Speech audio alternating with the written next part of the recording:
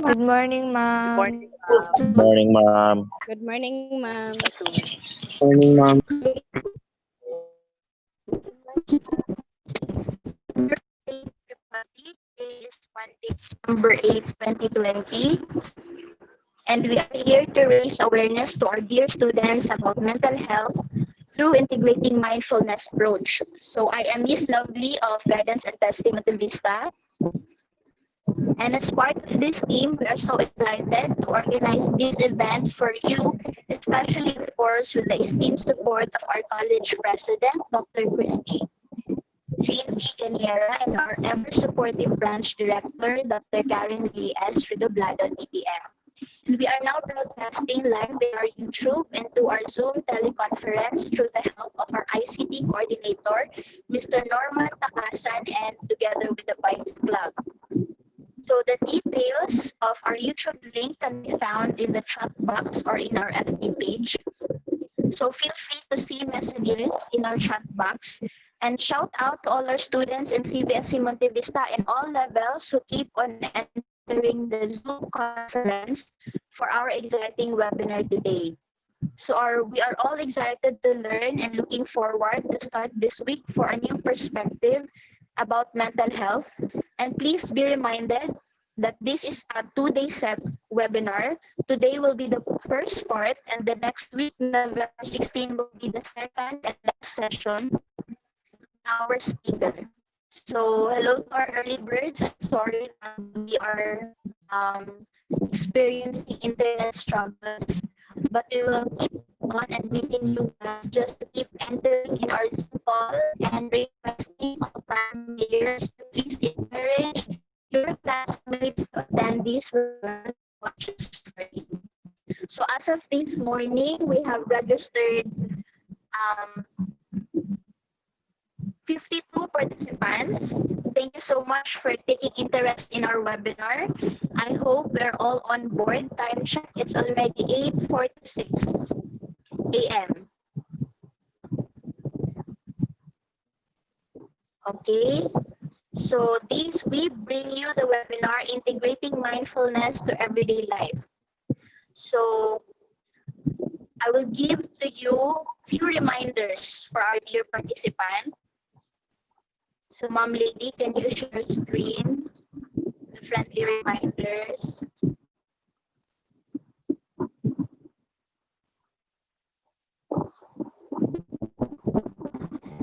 Next slide.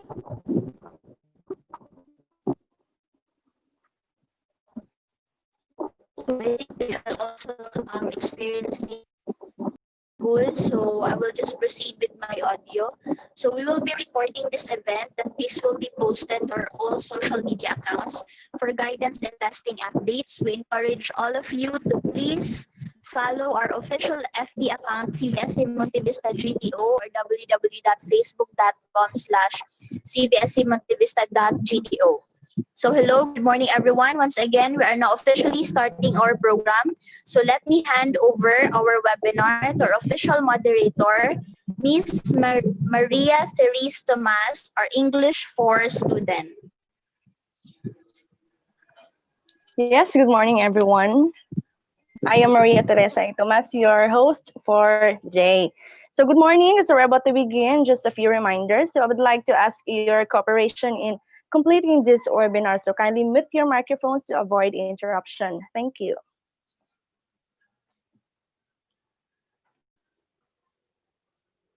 Okay, to acknowledge the presence of our Nana Batong campus director and college president, Mama Sur. Hello. Our college president stated that she cannot attend our webinar due to busy schedule, and Ma'am Karen is keeping on admitting. Nag-fluctuate po ng iyang PLDT, but as soon as naana siya, we will just acknowledge her right away. I will just inform you. Okay, ma'am. So for now, let's begin na, ma'am. Okay, yes. Okay, let me also, so I would like to extend a very warm welcome to all of you. We appreciate you taking time off your busy schedules to join us today. So we would like to start the program through a prayer, followed by the national anthem and the CVSC hymn.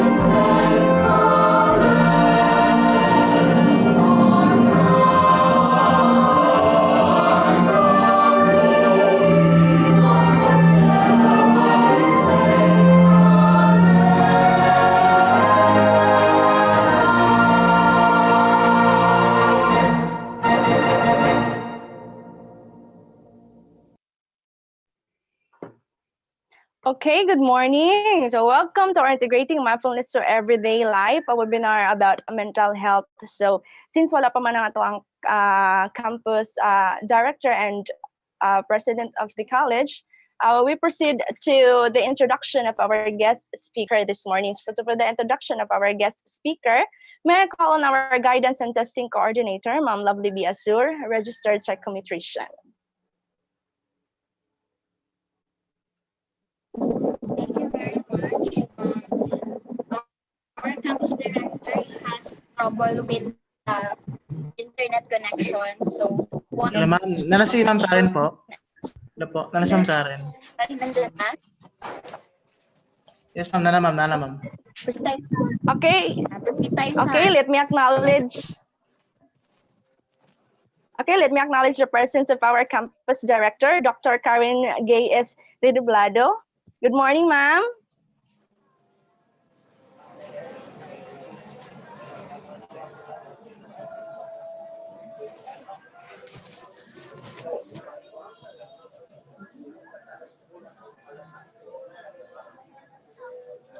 Good morning, Ma'am Karen. May problema siyang signal.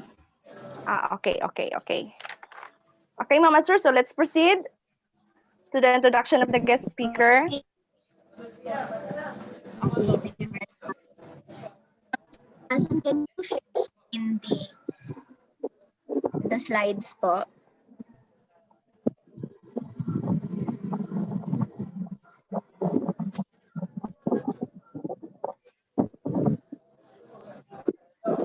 Sir Takas. Next, sir.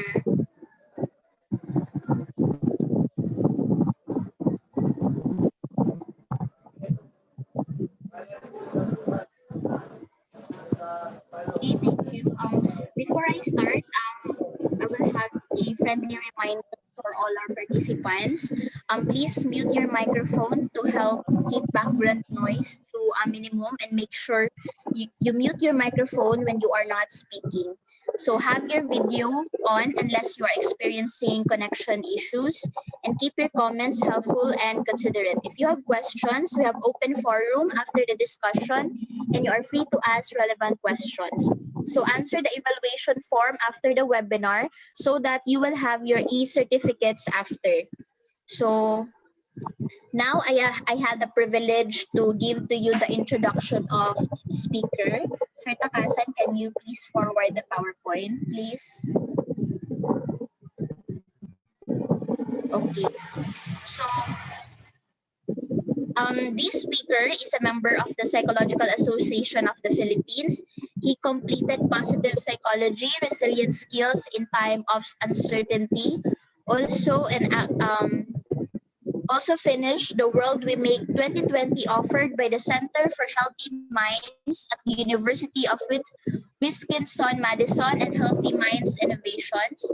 Currently undergoing training in mindfulness fundamentals course through Mindful Schools, and part of Thrive Consultancy and Wellbeing Services Incorporation. Her main job in Thrive is composed of seasoned clinical practitioners, educators, consultants, and mental health advocates who are experienced in helping individuals with a wide range of mental health issues and problems in living. Currently, is I'm proud to present to you our guest speaker, who is also my college classmate in Mindanao State University of Institute of Technology, Don Suzette by Frontal Registered Psychometrician. May give her a virtual applause.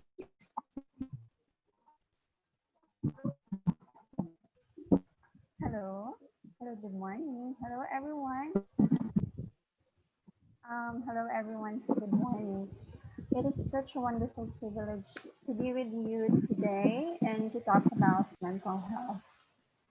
So I believe everyone is aware that we're living in the uncertain time, right? But if there is one thing that should be present in us during this time, it is hope. And so today I'm gonna talk about hope through mental health. So I'm gonna share my screen. Just for a moment. Excuse me, Don. Yes. Your audio is very low. I'm sorry. Hello. Hello.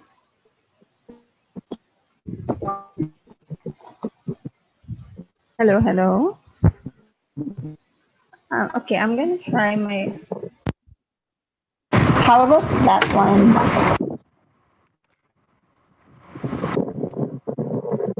Hello. Can everyone hear me clearly? Yes, ma'am. Hello.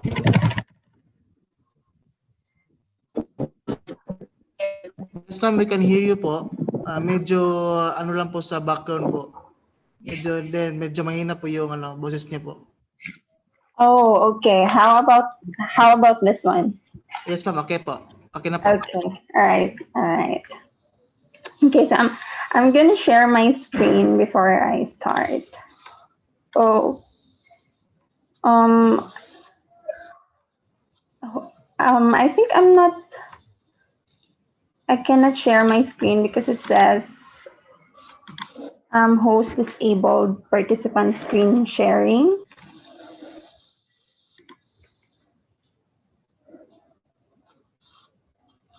Okay po, just wait a minute po. Okay, thank you.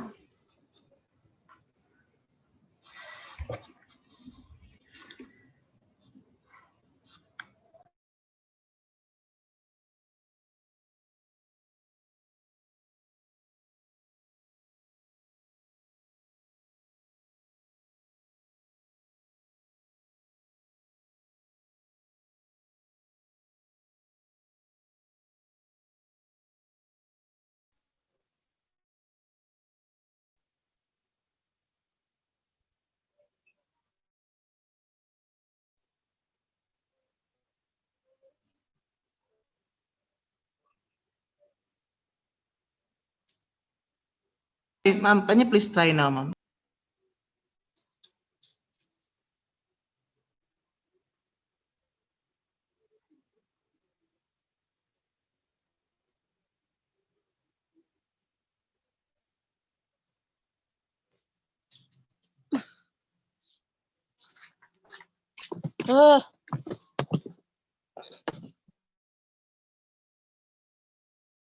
Hello po, hello ma'am, ma'am speaker. Pwede na po, ma'am.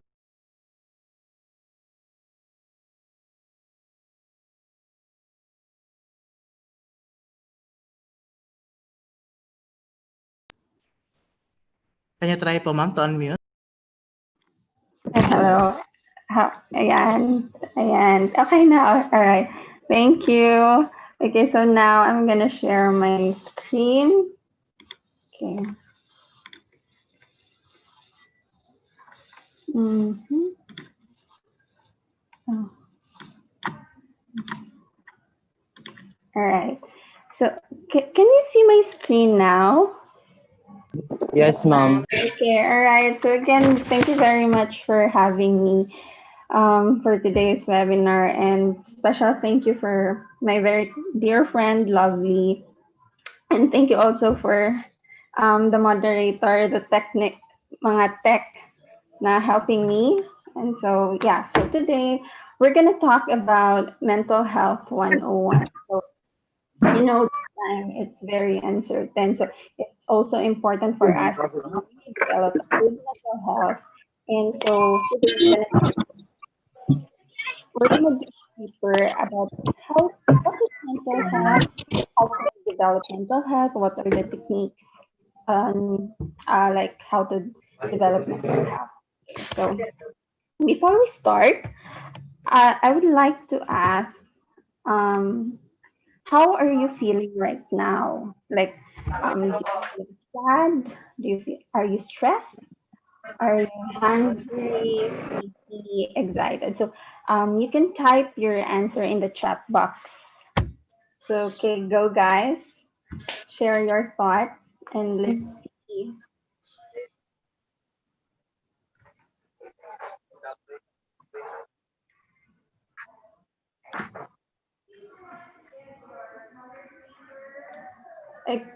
Let's see in the chat box. So,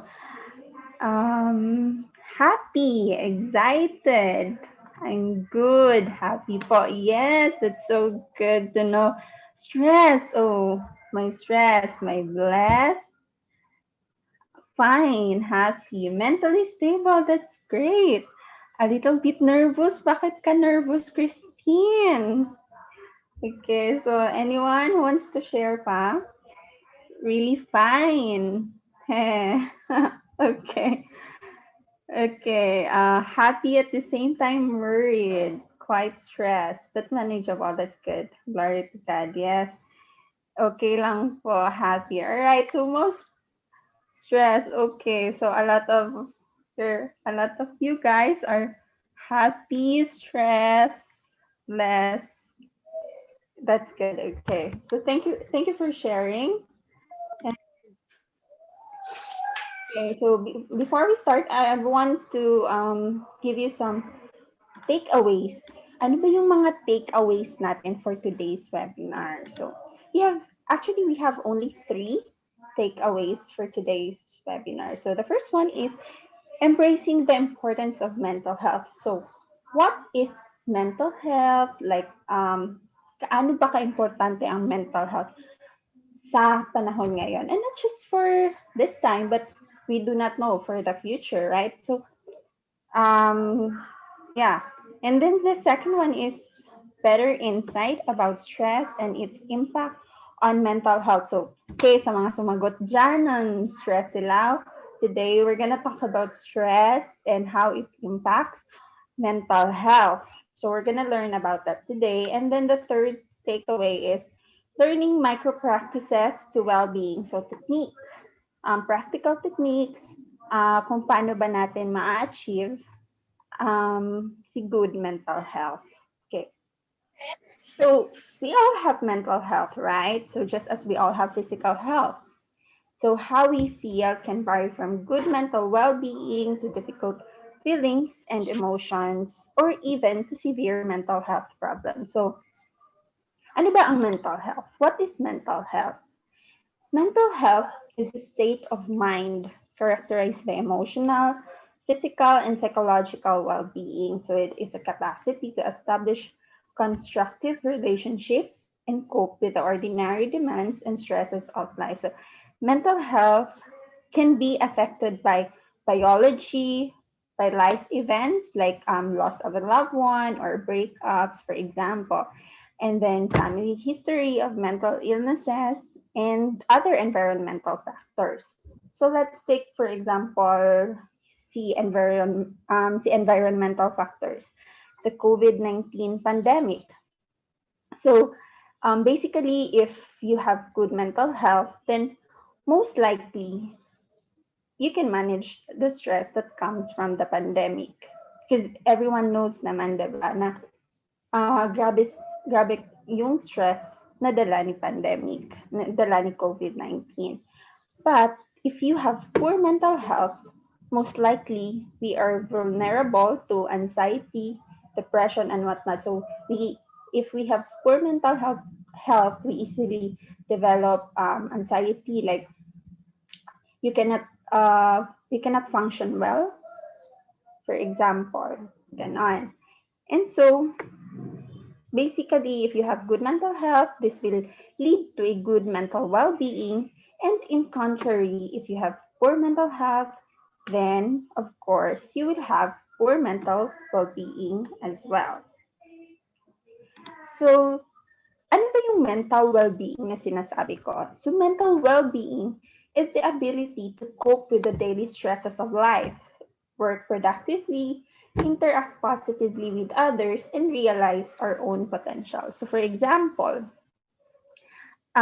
si Ma'am Lovely, she has a positive mental well-being because her mental health is good. So, meaning, even if meron siyang mga stress sa work, for example, she's very stressed at work, but still she can function effectively kasi she has mental well-being. So, madideliver niya pa din yung work niya excellently. At the same time, nakakapag-interact pa din siya sa mga tao niya without being toxic sa people around her. And realize then, at the same time, that she can still grow. But if Miss Lovely, for example, has poor mental health, like she's struggling with low mood, stress, or anxiety, tapos she feels restless or confused, tapos mabilis uminit yung ulo niya, and then she easily gets upset or preoccupied, then she will be having a hard time coping. So, yun, that's why it's very important to really know if, to be aware if you have good mental health, and so that you will know na you will have good mental well-being. So, sino ba dito ang for example, let's take for example, sino ba dito ang mga broken-hearted? Maraming sumagot ng broken-hearted kanina. But did you know that all of us, we all go through periods of experiencing poor mental health. At some point in our lives, na-experience natin yung poor mental health. Paano ko nasabi? Because poor mental health, para siyang spectrum. Pag sinabi natin spectrum, kumbaga may extreme, there are extremes. Merong better and merong worse. So if you are at the center, you are having good mental health. Pag nasa worse ka naman, like very sad ka, very lonely ka, you are at the extreme, meaning you are experiencing very poor mental health.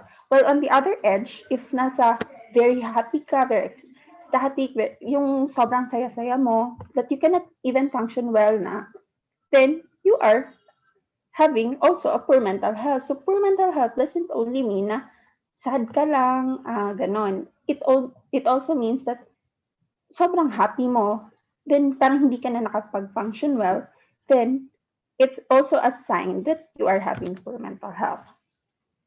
So if we continue to be in the spectrum, like in a longer period of time, it's okay to be sad. Yes, but if you stay sad for a longer period of time, let's say for example, broken-hearted ka, tapos sad ka, sobrang sad mo, like occurring na siya for 2 years, then of course that should be alarming, right? Kasi dapat by then naka-move on ka na, 'di ba? And so we go to our next slide. And so kapag ganun, you will develop mental health issues. So ano yung mental health issues? So mental health issues is when difficult experiences or feelings go on for a long time and affect our ability to enjoy and live our lives the way we want.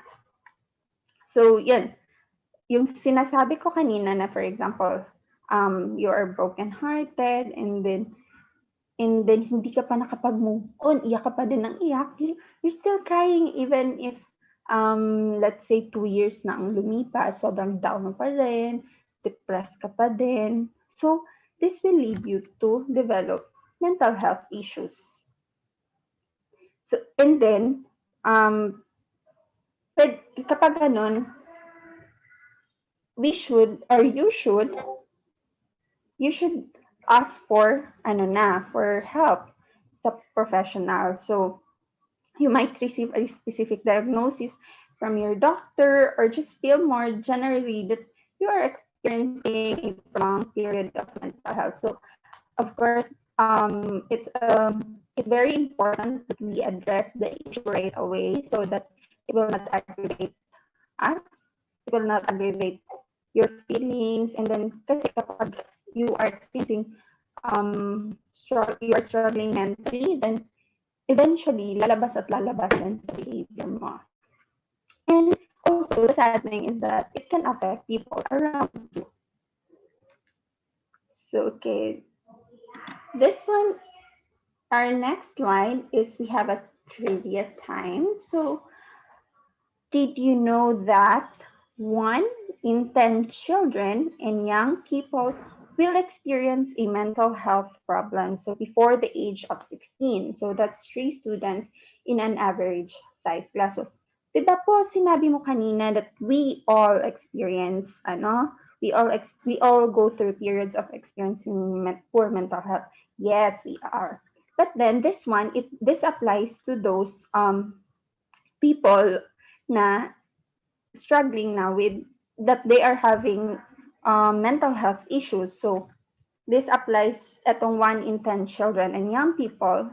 This applies to those to those people who are struggling with mental health. So in 4 adults will experience a mental health problem in any year. And even if a young person doesn't experience mental health problems directly, the statistics suggest he or she is likely to know someone who is affected. So meaning, even if hindi kayo mismo yung naka-experience ng mental health problems, then for sure, someone you know yung nakaka-experience ng mental health problem. So we do not know, like, for example, your classmates or your workmates, diba?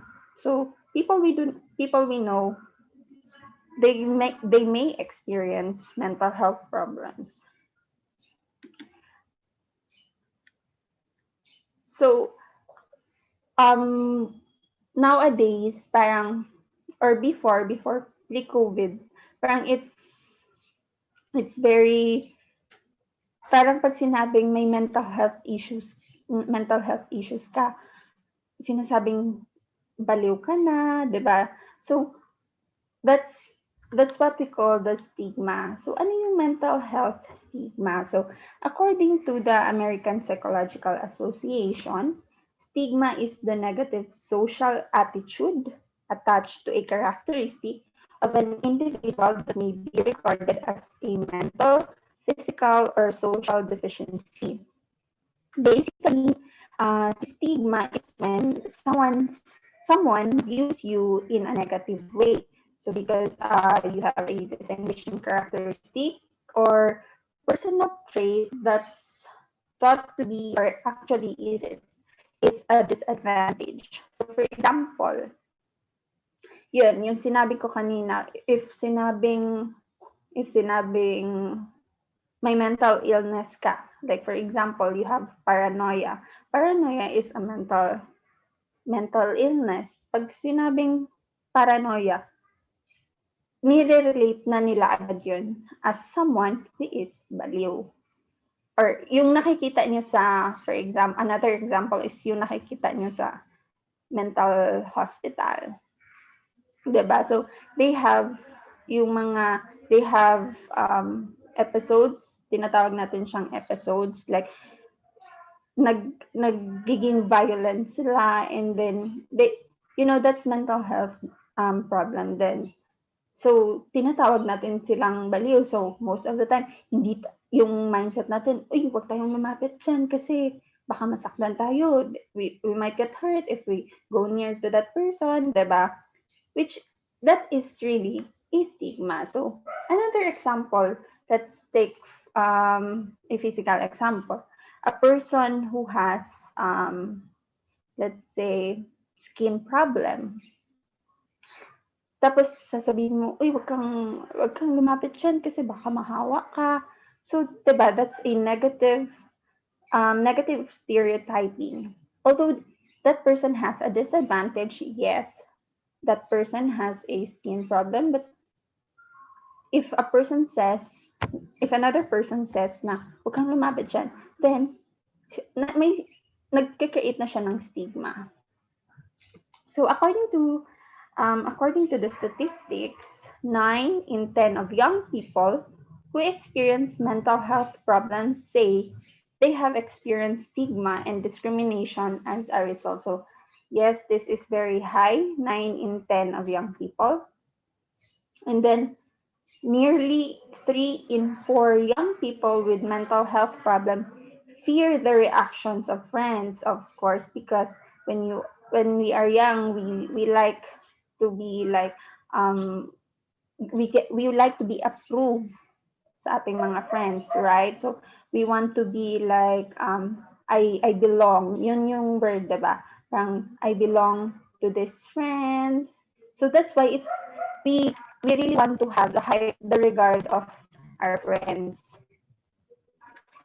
And then stigma stops young people seeking help if they need it. It stops them living a normal lives and can result to giving up on their hopes and dreams. So this is very sad because stigma, even if it's just even if words lang siya, kahit sabihin mo lang siya, but it really affects a person who has mental health issues. And that's really really that's really really sad kasi instead of seeking help, parang they realize na in their mind na I am na hindi na ako gagaling, yung mga ganon na I don't have wala nang hope, nagiging hopeless na sila. So as you can see, this one is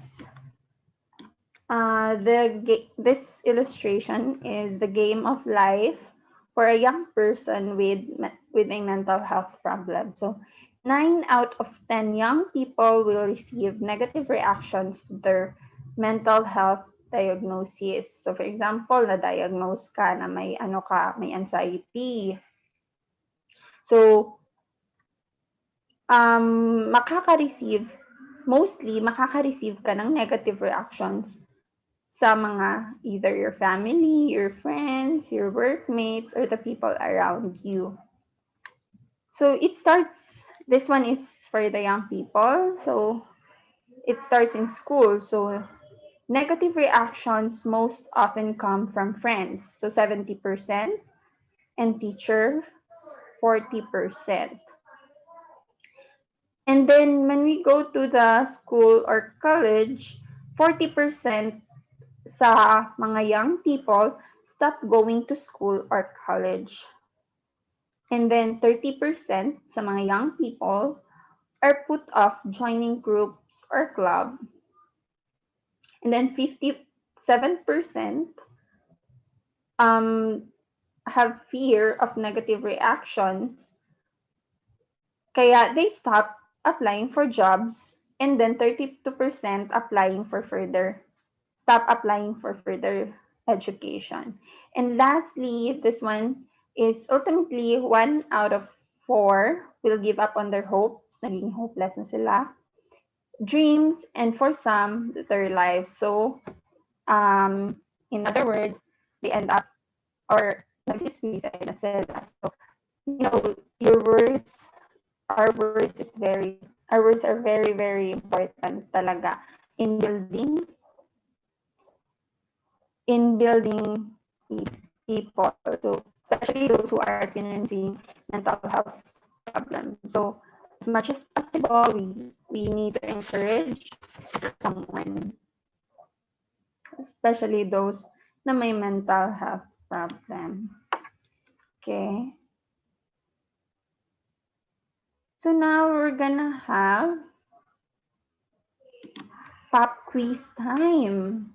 Okay, so pop quiz time, you can type your answers again sa chat box. So this one naman is that I prepared 5 questions. It's very easy. It's just true or false. So you can type it sa chat box like true, false. Yan. Okay, are you guys ready? Sige. Okay, question number 1. True or false? Mental health problems are common. Okay, type your answers sa chat box.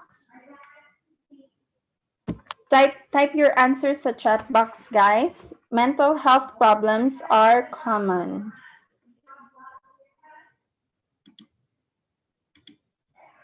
True. Okay, mostly. Okay, lahat at okay, everyone answered true. Yes, it's true. Mental health problems are common. So according to the Department of Health, 1 in 5 Filipinos has some sort of mental illness. And according also to the National Statistics Office, mental health illness is the top three. So top three siya, most common form of disability in the Philippines. Okay, question number 2. Okay. Question number 2. True or false? People with mental illness are not able to work. People with mental illness are not able to work. Okay, guys? Drop your answers sa chat box. True. Okay, false, false, false, false. True. Okay, okay, false. Okay, so the answer is false. Bakit false? Because people with mental illness is the top three most. Sorry, people with mental illness can work productively and successfully.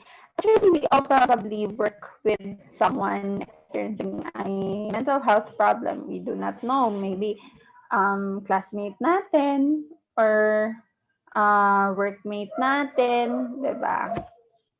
So we do not know, but yeah, they can work productively and successfully. Question number 3. Let's proceed to question number 3. True or false? Stigma is one of the biggest barriers to accessing mental health care. Again, stigma is one of the biggest barriers to accessing mental health care. True or false? Okay, true, yes. Let's see if it's true. Yes, the answer is true. So the stigma attached to mental health issues hinders Filipinos from seeking help despite high levels of psychological distress. So this is the sad reality, no? Na pag sinabing may mental health issues ka, hindi siya binibigyan ng importansya. So we do not give much importance. And at the same time, nasi-stigmatize yung tao who is experiencing mental health. So, the result then is naging hopeless siya. Tapos, hindi na siya, parang wala na siyang gana sa life. And then, at the same time, hindi siya nakakakuha ng support sa family or sa friends. So really, stigma is one of the biggest barriers to accessing mental health care. And question number 4 is, people with mental illness are violent. So is it true or is it false? Okay, false, false, false, false. People with mental illness are violent. False. Okay, so the answer is yes, it is false. So most people with mental illness, even yung mga severe ones, yung grabe yung mental illness nila, they are not violent. They are more likely to become victims of violence rather than inflict it. So, sila pa yung nakaka-receive ng violence sa tao around them rather than sila yung nagiging violent. And then last question is, true or false? Stress is detrimental to your health. Nakakasira ba si stress sa iyong kalusugan? Is it true or is it false? Okay, most of you guys answered true. True? True. Okay, let's check if it's true. Okay, the answer is false. Bakit false? Because stress is fundamentally good for us if only it presents in the right ways. Huh? Talaga stress is good for us? Yes, it is good for us. But then, kung alam natin paano i-handle si stress. So now, I'm gonna talk about stress. So that's the second takeaway. That's our second takeaway, si stress. Okay. Let's see. Ano ba yung stress? Stress is a physiological or psychological response to internal or external stressors. So it involves changes affecting nearly every system of the body, influencing how people behave and feel. So for example, sabi dito, affecting nearly every system of the body. So how does stress affect the systems of our body? So for example, there is this part of your brain called the amygdala. So ito yung amygdala, it plays an important role for emotions and behavior. So kapag may stimuli, tapos nakita mo si stimuli and then parang na-activate si amygdala, magre-release yan ng cortisol. So ito naman, si cortisol is a hormone, the fight or flight hormone. So pag na-release si cortisol, automatically magsisend siya ng signal kay hypothalamus. So si hypothalamus is a part of the brain also that plays a crucial role in many important functions like releasing hormones and then regulating body temperature. So kapag nasend na yung signal kay hypothalamus, si hypothalamus in return will send a message to that part of your to every system of your body, like for example your cardiovascular system. Kaya mabilis yung tumataas si blood pressure, mabilis yung pumping ng heart, and then at the same time, alam niyo yung feeling ng butterflies in the stomach. So yun, na kapag may stimuli, tas nag-send ng message si hypothalamus, nakaka-experience ka ng butterflies in your stomach, which in reality, si butterflies in your stomach, meaning yan, less food, yung mga kinakain nyo, less food na ang nabobroke down. And then may bloating, and then lack of nutrient absorption. So that one is a digestive system naman. So si respiratory system nag-i-increase. So parang hinahabol mo yung hininga mo. So as you can see, diba, it really affects every system of the body, ang stress. So when you feel this, either your response is to fight the stimuli or to flight. So this fight or flight response is responsible for the outward physical reaction. So most people associate. So for example, may exam ka bukas. Tapos, ngayon mo lang naalala may exam ka pala bukas. So, kapag naalala mo siya, si amygdala, automatically magre-release yan ng cortisol. So, pag na-release na ni amygdala si cortisol, isisend niya agad yun kay hypothalamus. So, kay hypothalamus, magsisend ng message sa mga systems mo. So, either you fight or you flight. So, kung ipa-fight mo yung stimuli, so, bibilisan ko mag-aral. So, yun yung behavior mo. Yun yung reaction, physical reaction mo. Bibilisan ko mag-aral kasi para makapasa ako. But if you flight the stimuli, then, ay, okay lang. Ba, kahit